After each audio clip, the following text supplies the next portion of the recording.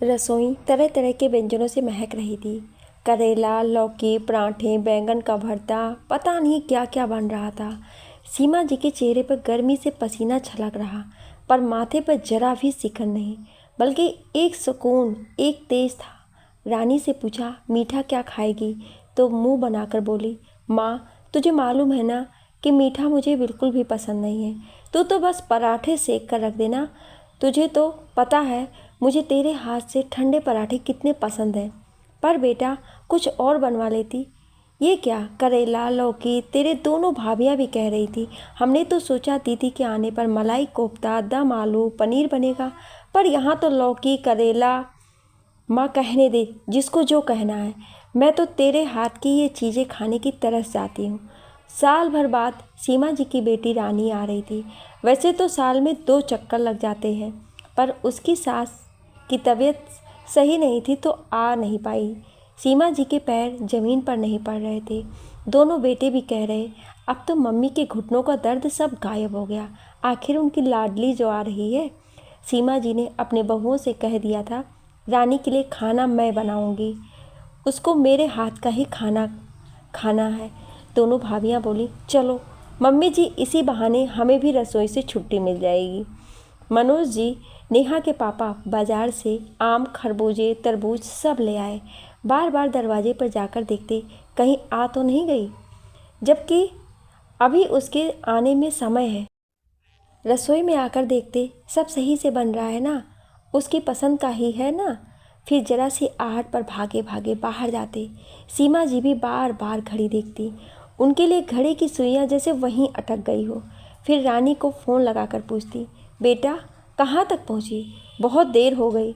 अरे मम्मी, अब रास्ते का जो समय है वो तो लगेगा ही ना, अब उड़ कर तो पहुँच नहीं पाऊँगी।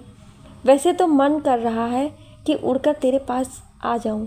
रानी को अच्छा लगता है जब माँ पापा उसका इतना बेसब्री से इंतज़ार करते।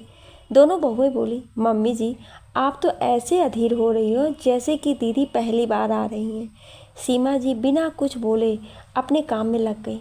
कैसे बताएं कि उनके लिए तो वो जब भी आती है लगता पहली बार आ रही है। सच, कितने लाड से पाला था उसे। दोनों भाइयों की इकलौती बहन, मुंह से शब्द निकलते ही चीज़ें हाजिर। घर के किसी काम को हाथ नहीं लगाती। दोनों भाई भी उसे कुछ नहीं करने देते, सारा काम खुद ही कर देते। और मनोज जी तो उसको इतना लाड से रखते हैं कि इधर उसके मुंह से कुछ निकला नहीं, उधर चीज़ हाजिर। दोनों भाई शुरू से पापा से घबराते। उनको अगर किसी चीज़ की ज़रूरत होती तो वो रानी को ही कहते। वो पापा और भाइयों के बीच पुल का काम करती। सच, पूरे घर की रौनक थी। एक दिन भी घर में ना हो तो घर खाने को दौड़ता, और फिर उसको हमेशा के लिए इस घर से विदा कर दिया। कितना रोए थे सीमा जी और मनोज जी, जैसे किसी ने उनका कलेजा निकाल कर रख दिया हो।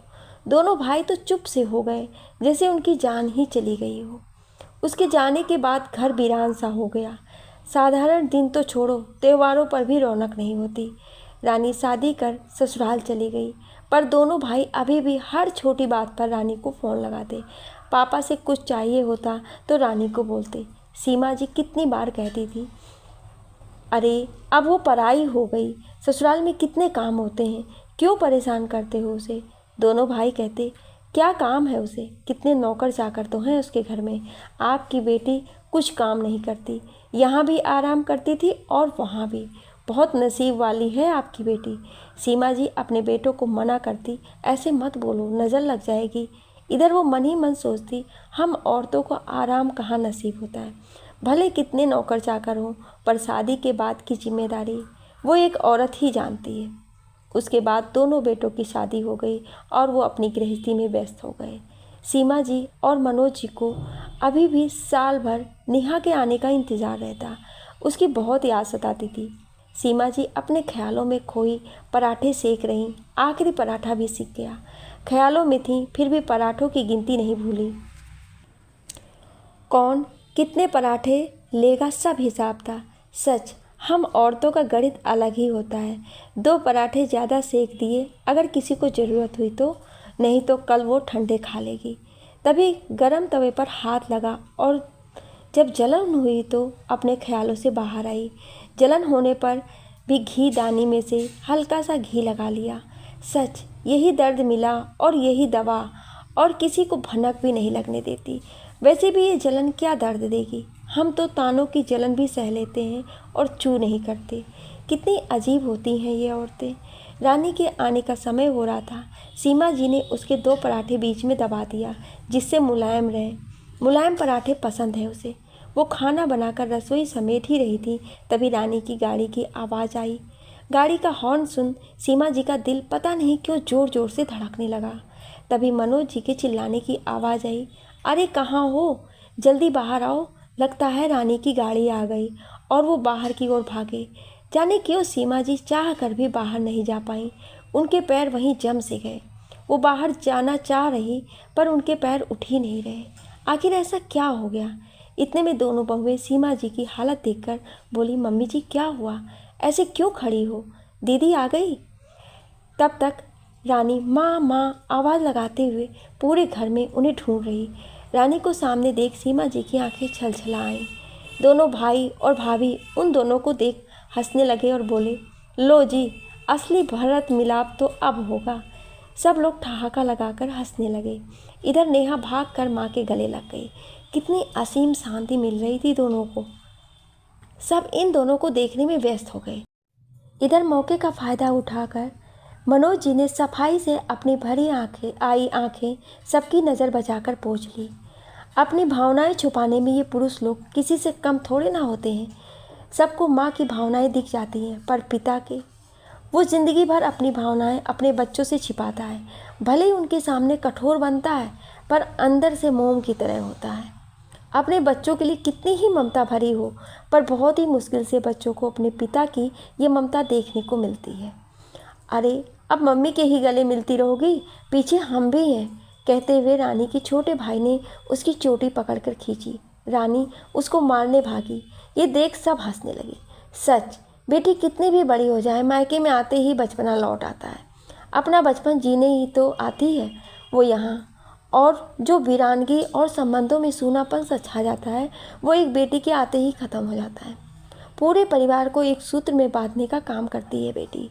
फिर क्यों लोग बेटी के लिए मन्नतें नहीं मांगते। अरे ये तो नसीब वालों को मिलती हैं, मनोज जी बोले। अरे क्यों आते ही उसको परेशान कर रहे हो, सफ़र से थक कर आई है। अरे पापा, मज़े से गाड़ी में बैठ कर आई है महारानी, काहे की थकान। सब लोग आकर हाल में बैठ गए। तभी रानी बोली, माँ, करेले की तो बहुत अच्छी खुशबू आ रही है। कहती हुई वो रसोई की ओर भागी और टिफ़िन में से एक पराठा निकाल कर उस पर करेला डालकर रोल करके खाने लगी। शुरू से उसे ऐसे ही खाना खाना पसंद था। सीमा जी बोली, अरे बेटा, हाथ तो धो ले, मैं तेरा खाना लगा देती हूँ। हालांकि उनको रानी को ऐसे खाते देख असीम सुख मिल रहा था, पर कोई कुछ कहे नहीं, उस पर हंसे नहीं, इसीलिए उन्होंने ऐसा बोला। उसकी भाभीियों ने भी बोला, दीदी आप मुंह हाथ धो लो, फिर हम सब खाना खाते हैं। रानी बोली, अरे बैठो भाभी, मुझे ऐसे ही खाना है। सच माँ, मैं तो तरस गई आपके हाथ का खाना खाने के लिए। और पराठा खाकर उसने अपने हाथ माँ के पल्लू से ही पोंछ लिए। ये देखकर उसकी भाभी बोली, अरे दीदी ये क्या कर रही हो, मैं आपको नैपकिन लाकर दे देती हूँ। रहने दे बेटा, इसकी शुरू से आदत है, खुद के कपड़े तो साफ और मेरे कपड़े गंदे। हालांकि सीमा जी ने ही अपना पल्लू दिया था। बहुत दिनों बाद उनकी साड़ी गंदी हुई थी, नहीं तो ऐसे साफ रहती है कि धोए बिना ही वो दोबारा पहन ले। रानी जितने दिन वहाँ थी, रोज़ अपनी फरमाइश पूरी करवा रही। उसकी भाभियाँ भी उसका पूरा ध्यान रखती थीं। इस बार रानी ने ध्यान दिया, माँ पापा पहले से थोड़े बूढ़े हो गए हैं। माँ के घुटनों में बहुत दर्द रहता है। पापा भी बड़ी जल्दी हाफ जाते हैं। ऐसा नहीं घर में कोई उनका ध्यान नहीं रखता है। भैया भाभी सब दोनों का बहुत ध्यान रखते हैं, पर पता नहीं बेटी की चिंता सबसे अलग क्यों होती है। वैसे भी एक समय बाद बेटी माँ बाप की माँ ही तो बन जाती है। एक दिन रात को जब सबने खाना खा लिया, रानी ने अपनी माँ को अपने पास बिठाया और कहा, ला माँ, तेरे घुटनों की मालिश कर दूँ। क्यों करती है इतना काम, मत किया कर, अब आप में वो पहले जैसी ताकत नहीं है।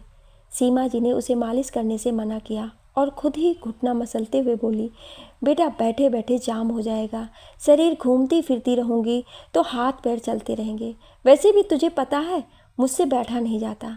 मनोज जी बोले, बेटा मैं तो कह कह कर थक गया, तेरी माँ को डॉक्टर के भी पास नहीं जाती, अकेले बैठे अपने घुटने मसलती रहेंगी।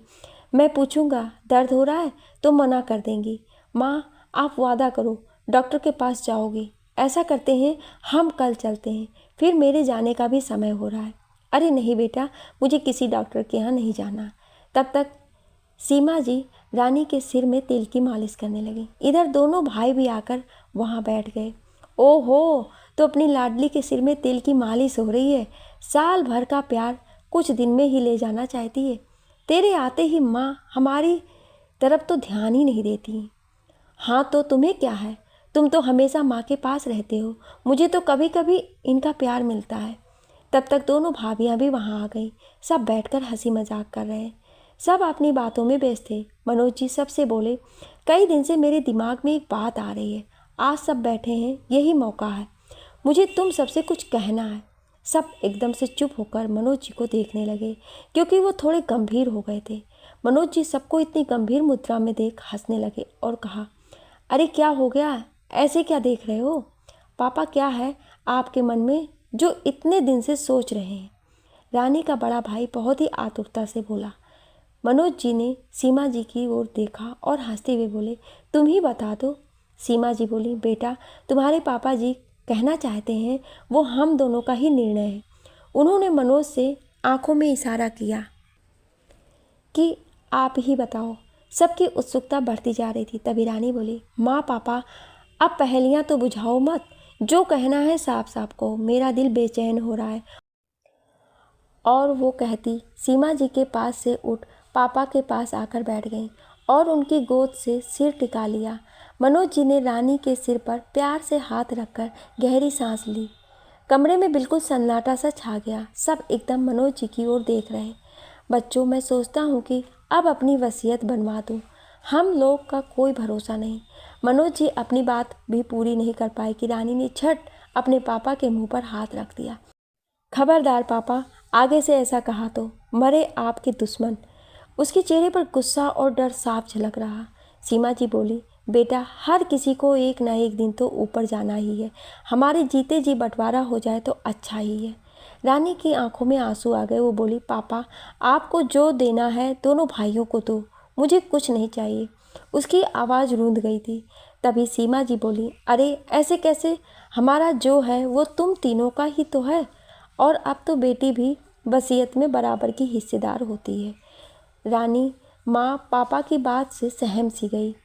उसको हंसाने को उसका छोटा भाई बड़े भाई से आंख मारते हुए बोला, भैया अपना तो एक हिस्सा ये मोटी ले जाएगी, बचपन से ऐसा ही करती आई है, अपना हिस्सा लेने के बाद हमारा हिस्सा भी छीन लेती है, पर इस बार तो संभल कर रहना पड़ेगा। सब इस बात पर हंस पड़े। एकदम से रानी फूट फूट कर रोने लगी।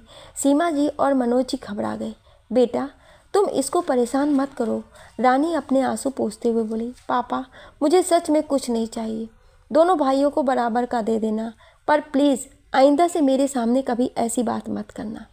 और रानी सीमा जी के आंचल में मुंह छुपाकर रोने लगी तो उसके भाई भाभी हंसने लगे। इतनी बड़ी हो गई पर रहेगी हमेशा बच्ची ही, बच्चों की जैसे हर बात पर रोने लग जाएगी।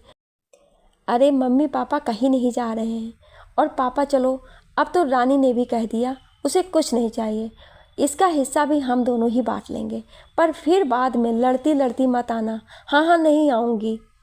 रात काफ़ी हो चुकी थी। सब सोने चले गए। माँ पापा को भी लेटते ही नींद आ गई, पर रानी की आंखों से नींद कोसों दूर थी। उस रात पता नहीं क्यों रानी माँ के कस के चिपक कर सोई। पापा की बात से वो सहम सी गई थी।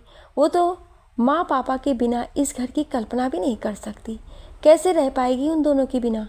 सोचते सोचते उसकी आंखें भर आईं। बड़ी मुश्किल से अपने को काबू कर रखा था, कहीं उसके रोने की आवाज़ से उसकी माँ की आंख ना खुल जाए। शुरू से उनकी आदत है, अगर एक बार आंख खुल जाए तो फिर नींद बहुत मुश्किल से आती है। और फिर अब तो घुटनों का दर्द और सोच वह अंदर ही अंदर सिसकती रही। तभी उसकी नज़र पास में सोए पापा पर पड़ी। जाने क्यों उन दोनों को ऐसे शांत देख सोते देख वो घबरा सी गई। पता नहीं क्यों उसने धीरे से दोनों को छूकर महसूस किया। जब थोड़ी आश्वस्त हुई तो उसने मन ही मन प्रार्थना करी, भगवान मुझे कुछ नहीं चाहिए, बस मेरे माँ पापा का हाथ सदा मेरे सिर पर रहे। वो अपने ख्यालों में खोई थी। तभी उसकी नज़र अपने घर की दीवारों पर गई। घर की एक एक दीवार पर जैसे उसके माँ पापा की यादें हैं। जब से होश संभाला कभी उनके बिना जीने की आदत नहीं। याद है एक बार जब माँ बीमार पड़ गई, पूरा घर कैसे अस्त व्यस्त हो गया। हालांकि वो तीनों भाई बहन बड़े हो गए थे, सब संभाल रहे थे, पर माँ के बिना जिससे सब संभालना मुश्किल नहीं था। पापा भी माँ को ऐसे देख टूट से गए। कितनी बार उनको अकेले में रोता देखा। और जब पापा काम से बाहर जाते तो भी घर कितना सूना हो जाता था। माँ हम सबके सामने तो हंसती, पर उनकी आंखों की उदासी कहाँ छिपती थी। घर की खनखनाहट ही जैसे चली जाती। भले अब उसकी शादी हो गई, पर जब भी मायके की याद आती सबसे पहले माँ पापा की शक्ल ही सामने आती। माँ के बिना मायका नहीं सोचकर ही रोंगटे खड़े हो गए। कोई बात दुखी करती, कुछ राह नहीं सूझ रही हो तो सबसे पहले माँ को ही फ़ोन लगाती। पापा भी हर थोड़े दिन में फ़ोन करेंगे, बोलेंगे कुछ नहीं, पर उनकी चिंता उनकी बातों से साफ झलकती। जब तक संतुष्ट ना हो जाए कि मैं ठीक हूँ तब तक चैन नहीं पड़ता। नहीं तो माँ के पीछे पड़ जाते, उन पर गुस्सा करते। कैसी माँ है, उससे बात नहीं करती, वो तो झूठ बोलेगी कि वो सही है, पर तू तो माँ है, उसकी आवाज़ के पीछे का दर्द तो महसूस किया कर। भाई भाभी भले उस पर जान छिड़कते, पर माँ पापा वो तो उसकी सांसें हैं, बिना सांसों के कैसे जी पाएगी। अपने इन्हीं ख्यालों में खोई, जाने कब उसकी आंख लग गई। कुछ दिन और वहाँ बिता। रानी अपने साथ सुनहरी यादों को समेटे अपने घर यानी अपने ससुराल आ गई। सच कितना ताजगी भर देता है माँ के घर वो थोड़े दिन रहना। उन यादों के सहारे ही तो अपने ससुराल अपने घर में रह पाती हैं हम। जिंदगी सामान्य रूप से चल रही थी। इसी बीच उसको पता चला उसके दोनों भाई भी अलग हो गए। परिवार भी बढ़ रहा था और आज के समय की ये दरकरार। हालांकि रानी ने जब सुना तो किसी भी बहन की तरह उसके अंदर एक टीस सी उठी। दिल को धक्का लगा। आज तक एक छत के नीचे बिना अपने पराये के रहते थे, वहाँ अगर बंटवारा हो तो दुख तो होगा ही, पर फिर मन को समझाकर रह गई कि अलग रहकर अगर प्यार बना रहे, बस यही उसकी कामना है। इस बीच अपनी जिम्मेदारियों के बीच वो भी काफ़ी समय से अपने घर नहीं जा सकी। अचानक किसी काम से उसको अपने मायके जाना पड़ गया। उसको खुशी हुई कि चलो माँ पापा से मिलना भी हो जाएगा। उसने सोचा सबको सरप्राइज़ दूंगी, सब अचानक देखेंगे तो खुशी से पागल हो जाएंगे। रास्ते भर वो बहुत खुश थी, साथ ही माँ पापा को देखने के लिए व्याकुल हो रही थी। कैसे होंगे? वैसे तो फ़ोन पर रोज़ बात होती थी, वीडियो कॉलिंग भी हो जाती, पर सामने देखे कितना समय हो गया। जाते ही अपनी फरमाइशें चालू कर दूंगी। पता है माँ के पैरों में अब वो ताकत नहीं है, पर थोड़ा बहुत तो बनवा ही लूँगी। बहुत दिन हो गए उनके हाथ का खाना खाए, और उन्हें भी कहाँ चैन आएगा बनाए बिना। इस बार उनसे कैरी का अचार डालना सीखूंगी। आखिर वो भी कब तक भेजेंगी? कभी ना कभी तो मुझे भी बनाना होगा, पर उनके हाथ जैसा स्वाद आ पाएगा ना जाने। और क्या क्या बातें उसके दिमाग में चल रही। ऐसा करूँगी, वो करूँगी, माँ से ढेर सारी बातें करनी है। सोचते सोचते रानी का मायका आ गया। जैसे ही रानी की गाड़ी मायके के दरवाजे पर आके रुकी, उसका दिल खुश हो गया। उसने फटाफट से दरवाजे की घंटी बजाई। एक एक पल उसको भारी लग रहा था। उसका भतीजा भागता हुआ आया और जैसे ही उसने दरवाज़ा खोला, सामने बुआ को देखते ही खुशी से चिल्लाया, बुआ आप अचानक? दादी देखो कौन आया है, बुआ आई है। सीमा जी और मनोज जी ने सुना तो एक बार तो यकीन नहीं हुआ। फिर जब उन्होंने अपनी आंखों से देखा तो रानी को देख उनकी आंखें डबडबा आईं। पर अगले ही पल सीमा जी के चेहरे पर चिंता की लकीरें छा गई। वो चिंतित से बोली, बेटा अचानक से? सब ठीक तो है? तूने बताया क्यों नहीं? क्या हुआ? क्यों माँ, मैं अचानक नहीं आ सकती? रानी ने बनावटी गुस्से में कहा। सीमा जी प्यार से झिड़की देते हुए बोली, क्यों नहीं आ सकती? जब तेरा मन हो तब आ, तेरा ही तो घर है। और दोनों माँ बेटी गले लग गई। बस बस अब उसे सांस तो लेने दे। आते ही सवालों की झड़ी लगा दी। पानी ला उसके लिए, थक गई होगी। मनोज जी ने सीमा जी को कहा और सीमा जी लड़खड़ाते हुए पानी लेने चली गईं। रानी उन्हें जाती देखती रही। सच कितनी बदल गई माँ। वो तो कैसे इधर से उधर तेज तेज कदमों से चलती थी और अब सच समय के आगे सब बेबस हैं और बेटियां तो अपने माँ पापा के बूढ़े होने के एहसास से ही सिहर जाती हैं। पापा भी कितने दुबले लग रहे हैं। बालों की सफ़ेदी उनकी कहानी कह रही है। रानी बोली, पापा आप बाल काल क्यों नहीं करते अब? आप तो ऐसे नहीं रहते थे। माँ आपका ध्यान नहीं रखती होंगी। अरे बेटा अब क्या करना बाल रंग के, इससे असलियत थोड़े ना छिपेगी। नहीं पापा, जैसा मन रखोगे वैसा ही शरीर रहेगा। माँ पानी लेने गई। इधर रानी ने महसूस किया कि उसका घर काफ़ी बदल चुका है। छुट्टी का दिन है पर भैया भाभी कोई नहीं दिख रहा है, जबकि भतीजे ने पूरे घर में तूफान मचा दिया था। उसकी नज़रों को भाप मनोज जी बात बनाते हुए बोले, बेटा सब अपने अपने में व्यस्त होंगे, किसी को मालूम नहीं था ना तू आने वाली है। तब तक उसके दोनों भैया भाभी भी आ गए। दोनों भाइयों को देख रानी उनके गले लग गई। बड़ी भाभी बोली, दीदी अचानक कोई खबर नहीं? उन्होंने एक नज़र उसकी अटैची पर डाली और पूछा, दीदी आपका कुछ दिन रुकने का प्रोग्राम है? रानी को भाभी का इस तरह पूछना थोड़ा अजीब लगा। वो झिझकते हुए बोली, हाँ भाभी, यहाँ कुछ काम था इसीलिए। जाने आज पहली बार रानी को झिझक हुई। ऐसा क्यों हुआ?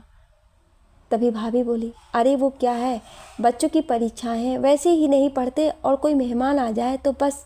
पता नहीं रानी को अपने लिए मेहमान संबोधन अच्छा नहीं लगा। वो बोली, चिंता मत करो भाभी, मैं किसी को डिस्टर्ब नहीं करूँगी। अरे नहीं दीदी वो बात नहीं है। तभी रानी का छोटा भाई बोला, अरे खाना तो लगाओ, बोल मोटी क्या खाई? दोनों भाभी बोली, खाने में तो देर हो जाएगी। वो क्या है, अभी रसोई समेटी ही है, या तो बाज़ार से कुछ मंगवा लेते हैं। बोलो दीदी क्या खाओगे? अभी ऑनलाइन ऑर्डर कर देते हैं। रानी ने अपनी भर आई आंखों को संभालते हुए बोला, भाभी मुझे भूख नहीं और अभी मुझे कुछ खाना भी नहीं है। रास्ते में खाना खा लिया था, मम्मी जी ने ज़बरदस्ती रास्ते के लिए खाना बांध दिया था। सच ये बेटियां कितनी सफाई से झूठ बोल जाती हैं। मायके में ससुराल का मान रखती हैं और ससुराल में मायके को नहीं झुकने देती हैं। तब तक बड़े भाई ने नौकर को भेजकर बाजार से नाश्ते का ऑर्डर कर दिया। काफ़ी देर तक सब बात करते रहे। इस बीच रानी ने महसूस किया कि माँ पापा की बेबसी, जैसे इस घर में वो भी एक मेहमान से हो गए। सबके जाने के बाद रानी की माँ ने अपनी बेबसी जताई, बेटा तेरे लिए मैं कुछ बना भी नहीं सकती, रसोई भी तो अलग अलग है दोनों की, कैसे उनकी रसोई में जाऊँ और फिर किसके में बनाऊँ किसके में नहीं। माँ की आवाज़ में उनकी बेबसी झलक रही थी।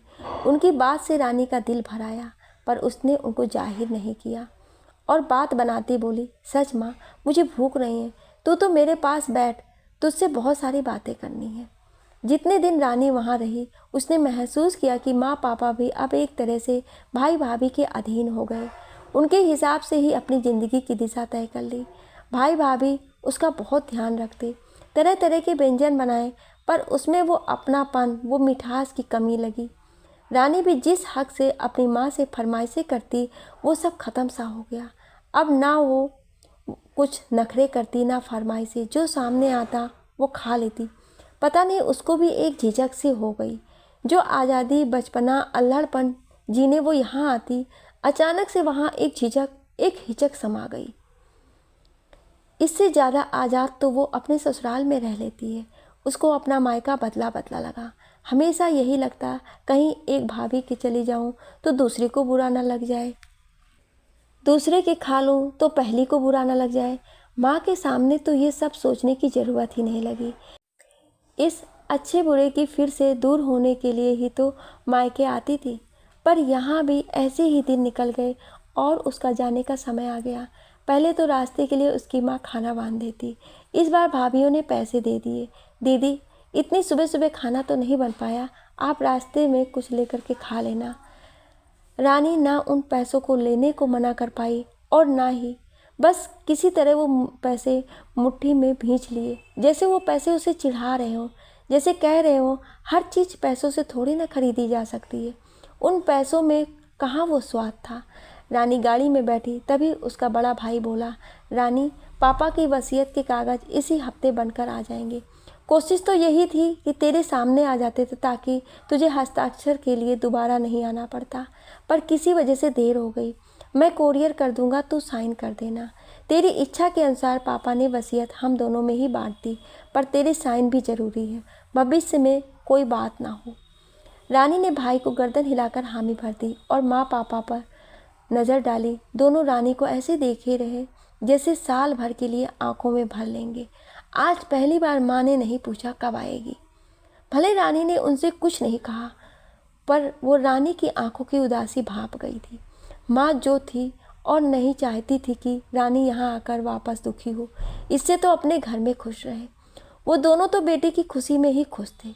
जब भी रानी मायके से आती थी एक नई ताजगी से भरी होती थी, पर इस बार अपने अंदर बहुत तूफान समेट कर लाई थी, क्योंकि जिस मायके में वो जाती थी वो तो शायद कहीं खो सा गया था।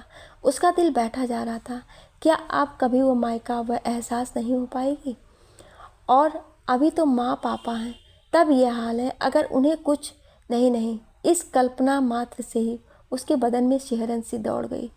रात को जब रानी के पति सावन आए, वो रानी को यूं उदास देख चिंतित हो गए। आंखों ही आंखों में उदासी का कारण पूछा, पर रानी ने भी अपनी आंखों से आश्वस्त किया कि ऐसा कुछ नहीं है, सब सही है। पर सावन से रानी की उदासी छिपी नहीं। सबके सामने तो वो कुछ नहीं बोले, पर कमरे में आते ही उन्होंने जब उसकी उदासी का कारण पूछा तो रानी ने बात टालने की कोशिश करी। चाहे वो सावन से हर बात साझा करती, पर ये बात समझ नहीं आ रहा कैसे कहें। पर जब सावन ने उसे बहुत टटोला तो रानी, जो अपने को इतने दिन से समेटे बैठी थी, अपने सावन के आगे बिखर सी गई। उसकी आंखों से आंसू की 2 बूंदें सावन के हाथों पर ढुलक आई। सावन ने उनको बहुत सावधानी से उठाया और उनसे बोला, ये क्या, तुम्हें आखिर किसने हक दिया मेरी रानी की आंखों में मुझसे पूछे बिना आने का? आखिर मेरे होते तुम रानी की आंखों में कैसे समा गए? उसकी ऐसी हरकत देख रानी सब भूल जोरों से खिलखिलाकर हंस पड़ी। उसको हंसते देख सावन बोला, थैंक गॉड, तुम हंसी तो सही, मैं तो तरस गया था। क्या हुआ, इतनी उदास क्यों हो? माँ पापा की याद आ रही है? अगर अभी आने का मन नहीं था तो कुछ दिन और रुक जाती। माना तुम्हारे बिना इस बंदे का मन नहीं लगता है, पर तुम्हारी खुशी के लिए ये कुर्बानी भी दे देते। कहते हुए उसने रानी को अपने बाहों में भर लिया और उसके माथे पर एक किस करते हुए बोला, तुम्हें पता है, जब तुम नहीं थी तो तुम्हारा हंसता हुआ चेहरा ही आंखों के आगे आता। फिर ये उदास चेहरा देखा तो दिल बैठ सा गया। तुम यूं ही हंसती रहा करो। सावन का इतना प्यार देख रानी भी कुछ देर को अपना गम भूल गई और उसकी बाहों में समा गई। सच, कितने सुख की अनुभूति हो रही थी उसे उसकी बाहों में। इतने दिन से जो कुछ सह रही थी, इन क्षणों में जैसे सब भूल गई और सावन भी उसे बाहों में भर बेतहासा प्यार करने लगा। जब दोनों के ऊपर से प्यार का भूत उतरा तो रानी सावन के सीने पर सिर रखकर लेट गई। सावन उसकी लटों से खेलने लगा और पूछा, बताओ ना रानी, आखिर बात क्या है? रानी ने उसे सारी बात बताई जो उसने इस बार मायके में महसूस करी। माँ पापा की बेबसी, उसकी झिझक, अपने ही घर में परायेपन का एहसास, कितना दिल दुखा उसका। उसकी सारी बात सुनने के बाद सावन बोला, देखो रानी, मैं मानता हूँ ये सब देख तुम्हें दुख होगा, तुम्हारा दिल टूटेगा, पर यह भी पता है परिवर्तन ही संसार का नियम है। अरे आज नहीं तो कल बदलेगा। तुम ना ज़्यादा चिंता मत करो, धीरे धीरे तुम्हारी आदत हो जाएगी। और मेरे होते क्यों चिंता करती हो? मैं हूँ ना, तुम्हें इतना प्यार दूंगा कि और किसी के प्यार की ज़रूरत ही नहीं रहेगी। चलो अब रात बहुत हो गई है, सो जाओ, सब अच्छा होगा।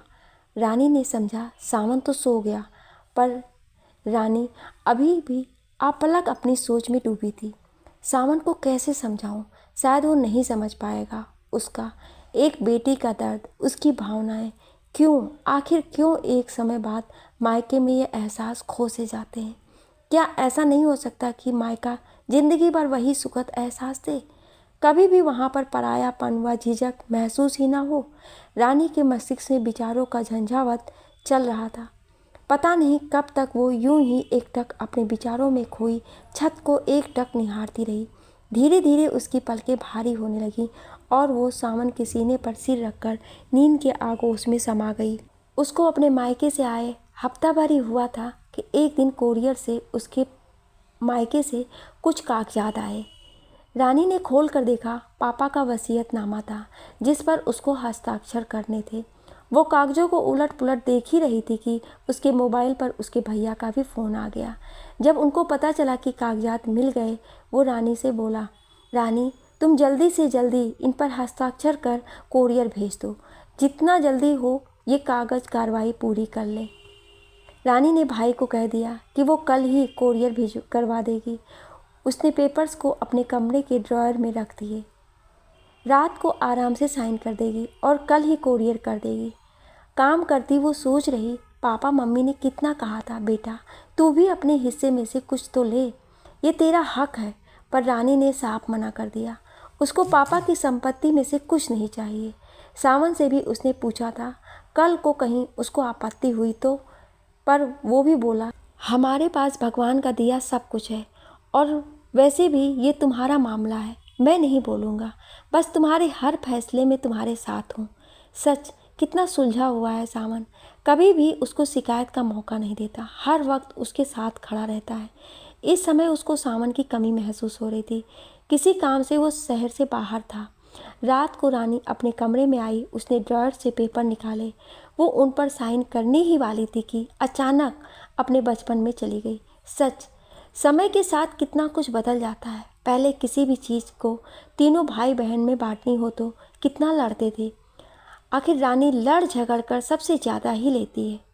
भाई हमेशा माँ पापा से यही कहते, आप तो रानी को ही सबसे ज़्यादा प्यार करते हो। रानी कितना चिढ़ाती थी दोनों भाइयों को, पर फिर धीरे धीरे अपनी वो ही चीज़ दोनों में ही बांट देती थी। माँ पापा कहते, देखा इसीलिए रानी को ज़्यादा देते हैं, पता है वो तुमको ही देगी। सच, कितना निश्चल प्रेम होता था वो बचपन का।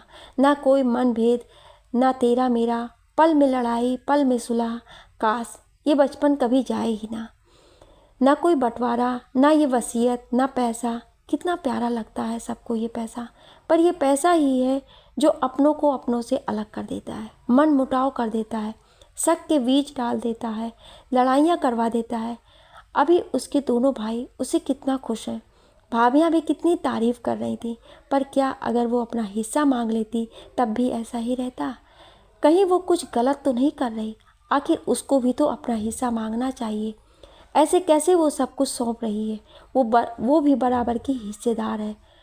और अब तो कानून भी बन गया। वैसे भी इस बार जो महसूस करके आई है, उन सब ने उसको दोबारा अपने निर्णय पर सोचने पर मजबूर कर दिया। अपना भविष्य सुरक्षित करने, अपना मायका जो कि उसका हक है, आखिर ऐसे कैसे छोड़ दे? अपना हक वो अपना हिस्सा लेकर रहेगी। और उसने कुछ सोच पापा को फ़ोन मिला दिया। क्या रानी अपना हिस्सा पाएगी? जानने के लिए सुने अगला भाग, जिसका लिंक मैं आपको डिस्क्रिप्शन बॉक्स में और कमेंट बॉक्स में पिन कर दी हूँ। Thank you.